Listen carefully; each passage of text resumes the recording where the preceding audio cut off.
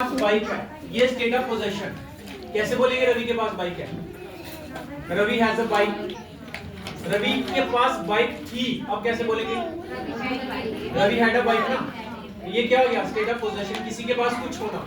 ये दोनों चीजें आपको आती हैं। अब स्टेट ऑफ एक्शन में जा रहे हैं हम यहाँ पे। ये स्टेट ऑफ एक्शन टेंस में आता है।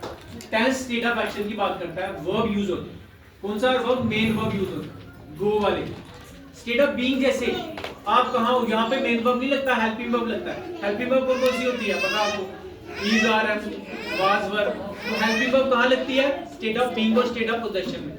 ठीक है। Do you have a bike? क्या आपके पास बाइक है? यहाँ पे कौन सी वर्ब लग रही है? Helping verb. तो मेन वर्ब कहाँ लगती है जिसकी 3 फॉर्म्स होती हैं? वो टेंस में लगती है। Go and gone, do did done, write wrote written. समझ आया आपको? तो ये state of action, tense state of action होता है। टेंस में कुछ ना कुछ आप कर रहे होते। समझ आइए आपको? ये प्रेजेंट टेंस कंप्लीट हो गया, ऐसे आ गया। क्योंकि आपको पहले से आता है बहुत कुछ, इसलिए मैं इसको शॉर्ट में करता हूं। ठीक है, प्रेजेंट हो गया। अब प्रेजेंट करने के बाद आज का new word, every day I will give you one word. ठीक है।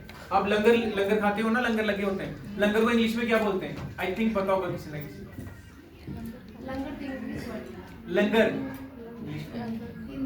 लंगर जो रोटी मंदिरों के बाहर या फिर बड़े धार्मिक उत्सवों में दी जाती है, उसको बोलते हैं कम्युनिटी फूड। लिख लो, कम्युनिटी फूड लिख लो।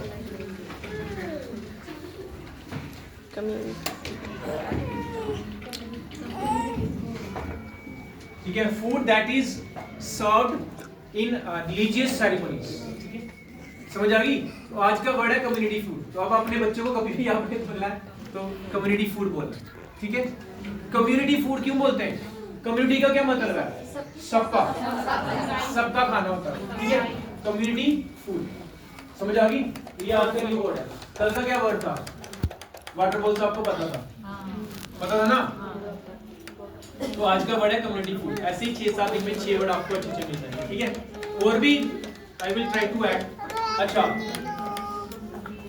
अब मुझे ये बताओ, एक और वर्ड आपको बताता हूँ। नहाने के लिए यूज है, अपने बच्चे से पूछना। मैं रोज नहाता हूँ, इसकी इंग्लिश क्या आएगी?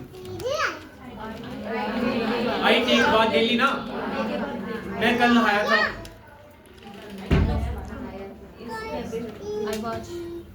आ गया ना? आपने अपने बच्चे से पूछना है, क्या तुम कल नहाए थे? कैसे पूछना?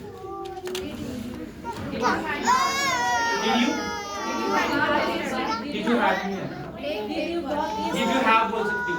Did भी second form है, had भी second form है, had has की second form है। और इंग्लिश में ये रूल होता है, हमेशा नोट रखना, कभी भी second form 2 बार नहीं आती। had जो है ना, ये बना है has से, ये second form है, ये first form है। और have जो है, ये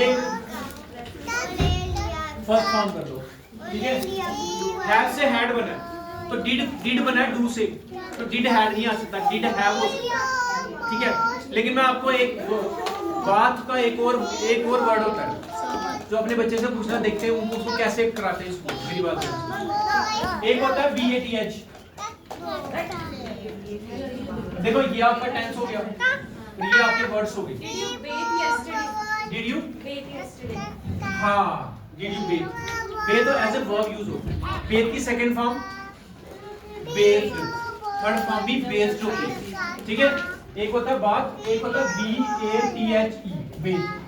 बेथ फर्स्ट फॉर्म है, इसकी सेकंड फॉर्म BD लगा दो और थर्ड फॉर्म भी ED लगा दो। ठीक है। Bath, bathed, bath. ठीक है। मैं कल नहाऊंगा, I will bath tomorrow. Bath होता है, वो बात होता है, उसके साथ आपको टेक लगाना है। जैसे मैं कल नहाई थी, I took bath yesterday। क्या आप कल नहाए थे? Did you take bath yesterday? Did you take bath yesterday? आगे समझ? तो ये बात का थोड़ा सा था, 2 वर्ड होते हैं इसमें, 2 वर्ड होते हैं। अगर आप ये वाला छोड़ दो, ये टफ है। अब बेथ ले लो, बेथ, बेस्ड, बेथ। ठीक है। अब ये प्रेजेंट हो गया ना आपका। अब मैं एक आपको और बताता हूँ ट्रिक, नोट रखना कैसे होता है। गो फर्स्ट फॉर्म है ना, तो गो कहाँ पे यूज करनी है आपको? यहाँ पे। प्रेजेंट में यूज करनी है, वेंट किस में यूज करनी है, और थर्ड फॉर्म नहीं, थर्ड फॉर्म को भूल जाओ। गोन जो है ना, गोन फॉर्म, स्पोकन इंग्लिश में गोन फॉर्म एडवांस स्पीकर यूज करते हैं। जिनको इंग्लिश बहुत ज्यादा अच्छी है, आती है, जब आप सीख जाओगे फिर आप थर्ड फॉर्म यूज करोगे।